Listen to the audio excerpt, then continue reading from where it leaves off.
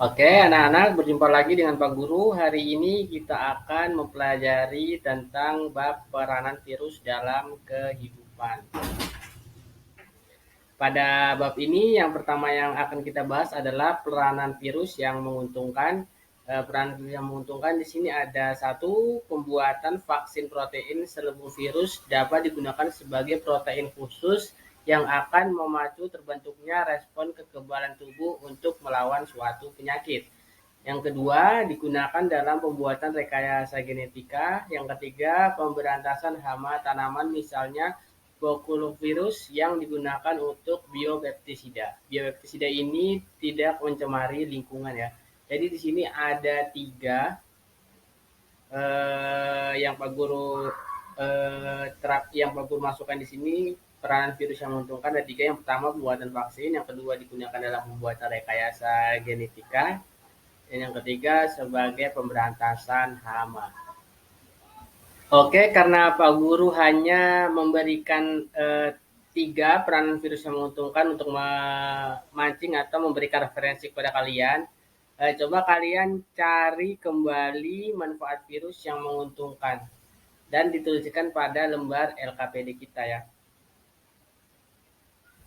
Oke, yang akan kita bahas selanjutnya adalah peranan virus yang merugikan. Yang merugikan ini yang poin yang pertama adalah penyebab penyakit pada manusia. Salah satu penyakitnya yang Pak Guru kasih masuk di sini adalah cacar variola. Penyakit ini yang disebabkan oleh virus variola. Gejala-gejalanya penyakit ini adalah masa inkubasi 12 hari, selama 1-5 hari tubuh dalam keadaan lesu dan demam ya. Kemudian muncul vesikula gelembung pada kulit serta pustula gelembung berisi nanah yang membentuk kerak. Vaksin yang dapat digunakan untuk mencegah cacar variola adalah vaksin virus ortopoxivirus. Ya, di sebelah Pak Guru ada melampirkan gambar. Coba kalian lihat itu seperti bintik-bintik merah yang ada keterangan tadi di dalamnya itu berisi air dan nanah ya. Untuk berikutnya, penyebab penyakit pada manusia yaitu campak atau morbili. Campak adalah penyakit yang disebabkan oleh morbillivirus. Gejala-gejala penyakit ini adalah masa inkubasi 7-11 hari, timbul demam, bersin, batuk, pilek, merah pada mata, dan muncul bercak ruam berwarna coklat pada kulit. Mungkin kalian juga pernah mengalami campak, atau kalian pernah mendengar, atau kalian pernah melihat teman atau saudara yang memiliki ciri-ciri seperti ada bintik-bintik merah kecoklatan gitu ya. Untuk mencegah penyakit ini biasanya kita melakukan vaksin campak. Kalian juga sudah sering dengar itu vaksin campak ya. Coba kalian lihat kembali gambar yang Pak Guru lampirkan di situ, seperti begitu ruang-ruangnya ada merah kecoklatan, eh, menutupi seluruh permukaan kulit ya. Oke, untuk selanjutnya yang akan kita bahas adalah penyakit COVID-19 atau Corona. Ini adalah penyakit menular yang disebabkan oleh virus SARS-CoV. Sebagian besar orang yang tertular COVID-19 akan mengalami gejala ringan seperti batuk-batuk biasa atau flu, dan ada yang sedang dan ada juga yang berat ya.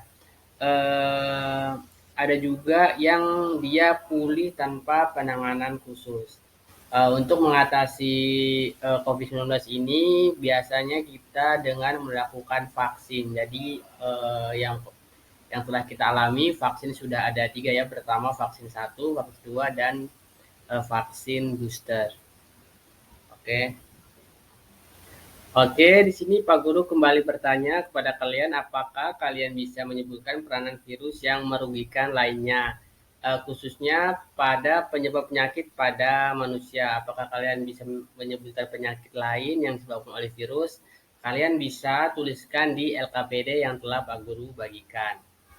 Oke, masih pada peranan virus yang merugikan, tapi sekarang kita membahas tentang penyebab penyakit pada hewan. Ya, yang pertama penyakitnya adalah penyakit kuku dan mulut. Ini biasanya terjadi pada hewan ternak berkuku belah atau hewan mamalia. Di sini contohnya seperti sapi, kambing, kerbau, babi, domba. Ini disebabkan oleh virus aptovirus dari famili Piconiferidae. Ya. Gejalanya yang dialami oleh ternak yang terinfeksi antara lain adalah kelesuan, dehidrasi, gelisah, malas berdiri, pincang, dan muncul veskula atau bintik merah yang biasanya munculnya itu di lidah. Coba kalian lihat gambar yang Pak Guru lampirkan di sebelah itu adalah gambar sapi yang terkena penyakit kuku dan mulut.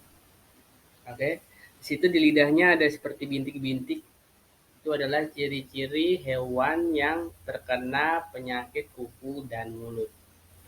Yang berikutnya adalah penyakit rabies. Ya, rabies adalah penyakit yang disebabkan oleh Rhabdovirus. Rabies merupakan infeksi akut pada susunan saraf pusat hewan dan dapat menular ke manusia melalui gigitan atau air liur hewan penderita seperti anjing, kucing, dan kelinci. Jadi untuk ciri-cirinya hewan yang terkena rabies itu biasanya dia memiliki banyak air liur, ya.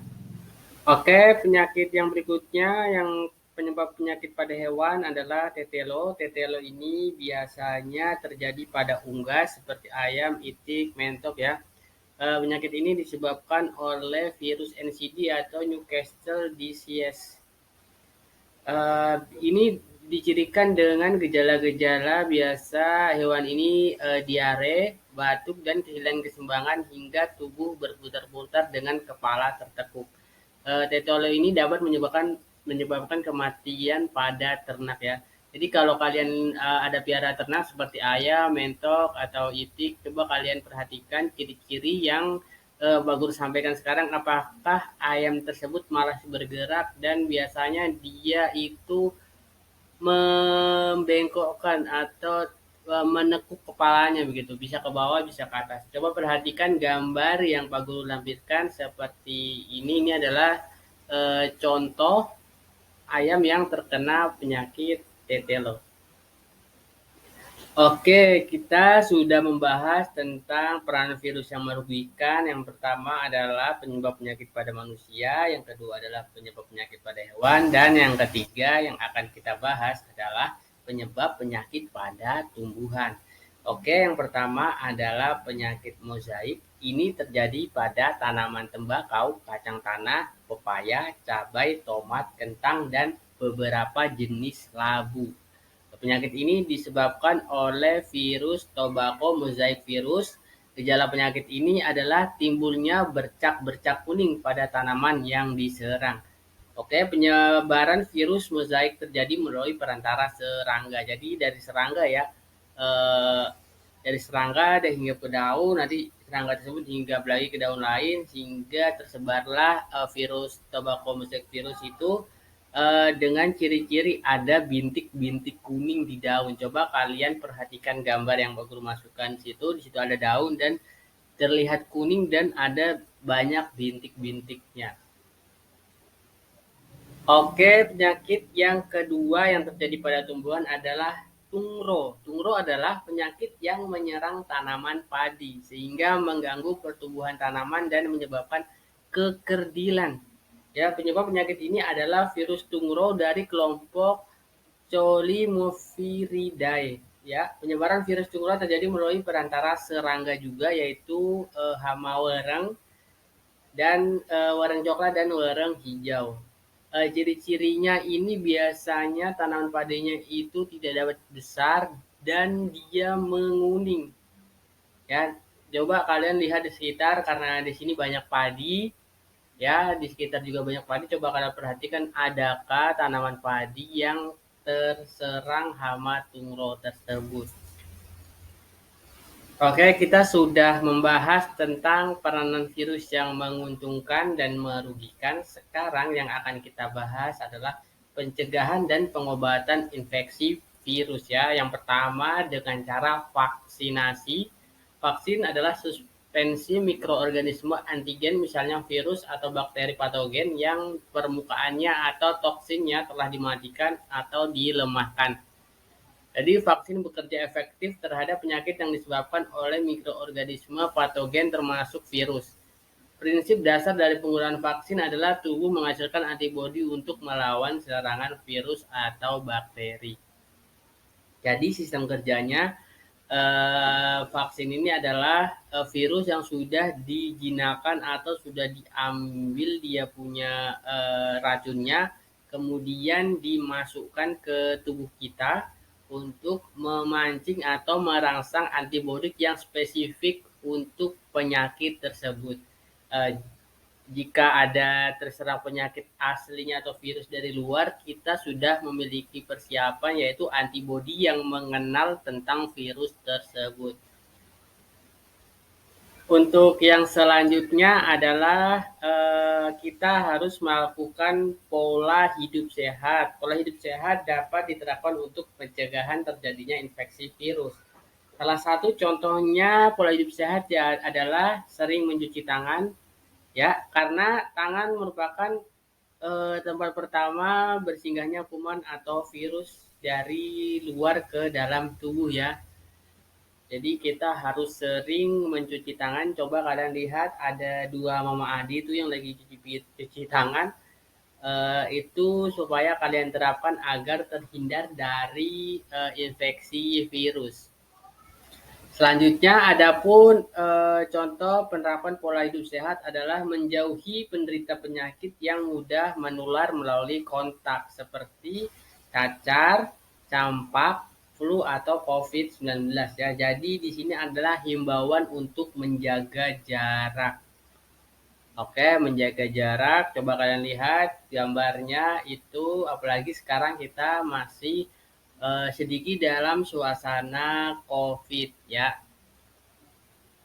Yang ketiga, menggunakan pelindung diri seperti masker. Yang keempat, mengonsumsi makanan bergizi yang banyak mengandung vitamin ya serta antioksidan.